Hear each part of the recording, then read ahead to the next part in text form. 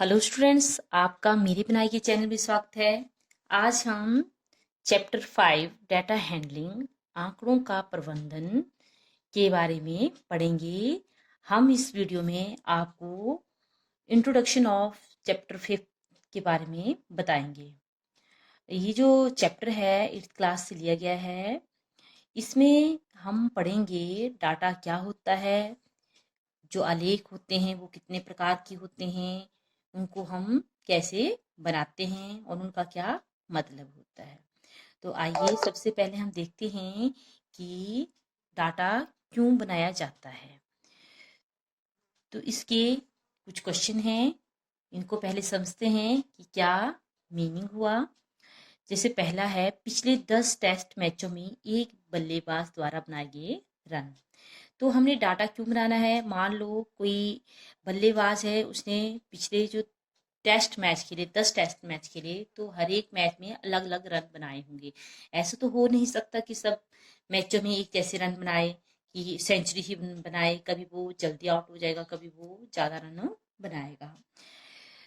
तो हमने उसका जो 10 टेस्ट मैचों में जो रन होंगे उनको हम एक आंकड़ों में बता सकते हैं, डाटा बना सकते हैं उसका। दूसरा एग्जाम्पल ले लेते हैं, जैसे अपनी कक्षा के विद्यार्थियों द्वारा गणित के यूनिट टेस्ट में प्राप्त किए गए अंक। मान लो मैंने किसी क्लास में टेस्ट ले लिया है, तो हर एक बच्चे के जो अंक होंगे वो अलग अलग होंगे। अब सबके अंक एक जैसे तो हो नहीं सकते, कईयों के कम होंगे, कईयों के ज्यादा होंगे। तो आपने जो बताना है उसको एक आंकड़ों में बता सकते हैं, ठीक है। अब आंकड़े जो हैं वो 3 प्रकार के होते हैं, वो हम आगे समझते हैं कि हम 4 प्रकार के हो सकते हैं, जिन्हें हम कैसे कैसे दर्शाएंगे वो हम आगे पढ़ते हैं।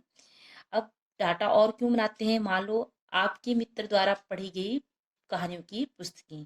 अब जो आपका मित्र है वो पहले, मान लो पहले महीने जनवरी में 3 पुस्तकें पढ़ता है, फरवरी में 5 पढ़ता है, मार्च में 1 ही पढ़ता है। तो ऐसा तो हो नहीं सकता कि हर मंथ में वो एक जैसा ही पढ़े। तो कहने का मीन ये हुआ कि हर एक मंथ में वो कहानियों की पुस्तकें अलग अलग पढ़ेगा।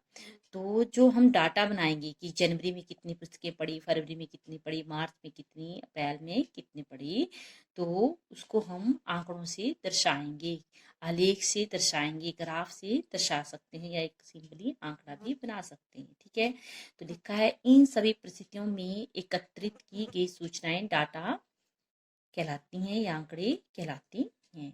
अब आंकड़ों को हम कैसे दर्शा सकते हैं। 3 तरह के होते हैं। पहला है चित्रा आलेख, जिसको हम बोलते हैं पिक्टोग्राफ। जैसे कि मान लो कोई एजेंसी है, कार एजेंसी है, वो जुलाई में कितनी कारें बेचती हैं। यहाँ मैंने देखो 2 कारें बनाई हैं। अब एक कार जो है वो 100 कारों के बराबर है। तो यहाँ हम दे सकते हैं कि जुलाई में उसने कितनी कारें बनाई, 200। या बनाई, तो बनाएंगे तो उतनी ही बेची भी। या बनाना ले लीजिए या बेचना ले लीजिए। तो हमने यहाँ नीचे लिखा है बिक्री, तो हम बेचना लिखते हैं। तो उस कार एजेंसी ने जुलाई मंथ में 200 कारें बेची। अगस्त में देखो कितनी बेची होंगी, 3 कारें बनाई हैं। एक कार 100 के बराबर है, तो उसने कितनी कारें बेच दी जुलाई अगस्त में, 300। अब सितंबर में कितनी बेची, देखो 100 और ये 100 है, 200, ये आधी है, तो 250 कारें। अब ये भी एक तरह का क्या है, एक आंकड़ा है। एक तरह का आंकड़ा है कि जुलाई में उसने कितनी बेची, अगस्त में कितनी बेची और सितंबर में कितनी बेची। और ये उसका ग्राफ है जो मैंने इसको चित्र से बनाया है। मैंने यहाँ पर 200 कारें थोड़ी ना बनाई, ये 200 बनाई नहीं ना, तो 2 ही कारें बनाई हैं। अब 2 कारों का मतलब ही क्या है कि एक कार 100 के बराबर है, तो कितनी होगी वो, टोटल 200। तो ये एक तरह का चित्र के द्वारा बनाया गया ग्राफ है, ठीक है। अब इस ग्राफ से हम बता सकते हैं कि किस महीने में सबसे ज्यादा कारें बेची और किस महीने में सबसे कम। तो हमने सिंपली यहाँ से देखना है कि कितनी कारें सबसे ज्यादा बिकी। अगस्त में सबसे ज्यादा कारें बिकी कितनी, 300। तो हम लिखेंगे सबसे ज्यादा कार। और इसी ग्राफ से हम ये भी बता सकते हैं कि सबसे कम कारें कौन से महीने में बिकी। तो सबसे कम कार जो थी वो जुलाई में बिकी, ठीक है। तो इस तरह से ये भी एक तरह का ग्राफ ही हुआ। ये फर्स्ट टाइप थी, इसको हम पिक्टोग्राफ बोलते हैं। अब इसकी सेकंड जो तरह की जो ग्राफ की जो टाइप है वो है दंड आलेख, जिसे कहते हैं बार ग्राफ। अब बार ग्राफ में क्या होता है, हम आयत बनाते हैं, जैसे ये मैंने आयत बनाए हैं, ठीक है। इसको हम आयत चित्र भी बोलते हैं, हिस्टोग्राम भी बोल सकते हैं, ठीक है, एक ही मतलब हुआ इसका।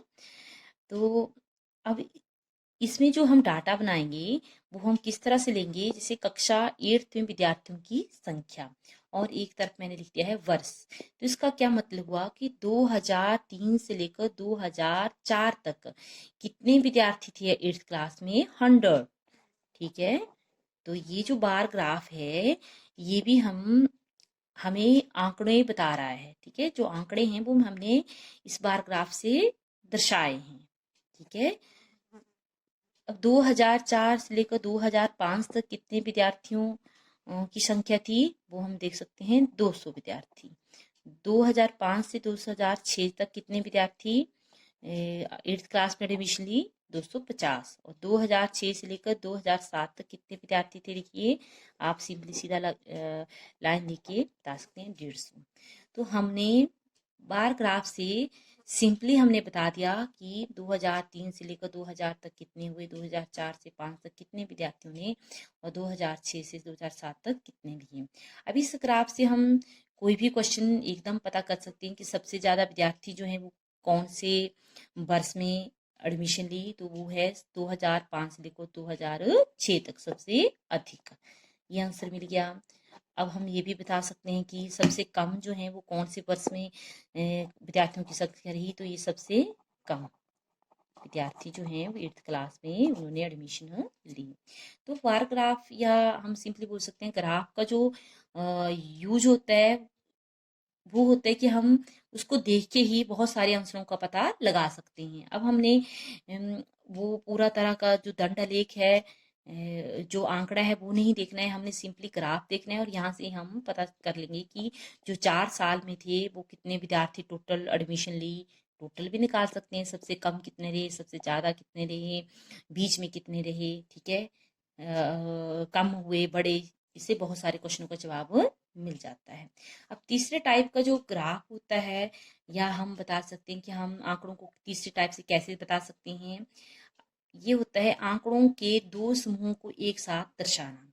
अब इसमें क्या होता है, जैसे कि नाम ही बता रहा है दुई दंड, दुई का मतलब होता है दो, डबल बार, दो दो जो ग्राफ होंगे हम इकट्ठे बनाएंगे, जैसे एक ग्राफ तो ये था सिंपली।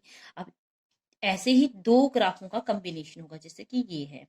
अब इसमें क्या होता है, जैसे मान लो कि कोई क्लास है, अब उसके जो पेपर होते हैं, टर्मिनल जो होते हैं वो 2 टाइप के होते हैं, फर्स्ट टर्मिनल, सेकंड टर्मिनल, फिर होते हैं फाइनल।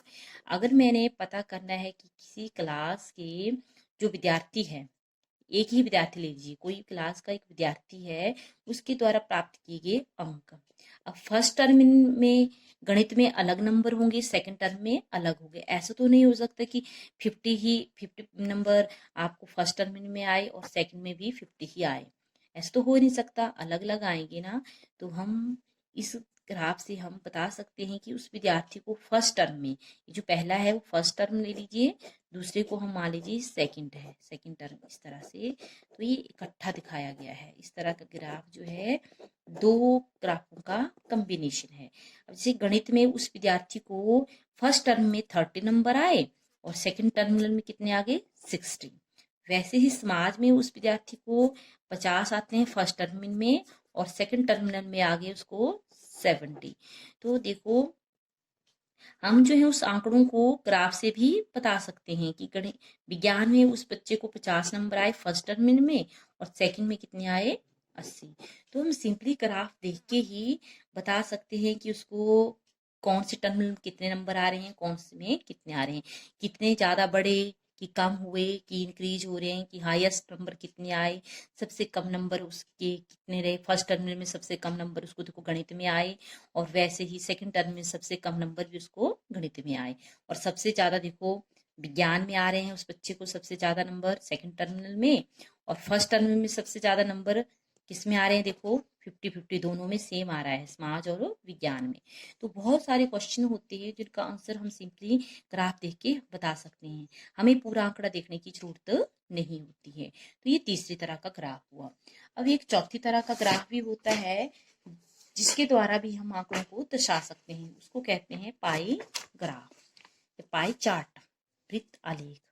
अब इसमें क्या होता है, जब आंकड़ों को वृत्तीय रूप में निरूपित किया जाता है। अब आप सब जान गए होंगे आंकड़ा किसको बोल रहे हैं, जो हमारे पास नंबर आते हैं, ठीक है। जो मैंने सबसे पहले बताया कि आपको आंकड़े क्यों बनाए जाते हैं, क्या होते हैं आंकड़ा, जो नंबर होते हैं एक तरह के, ठीक है।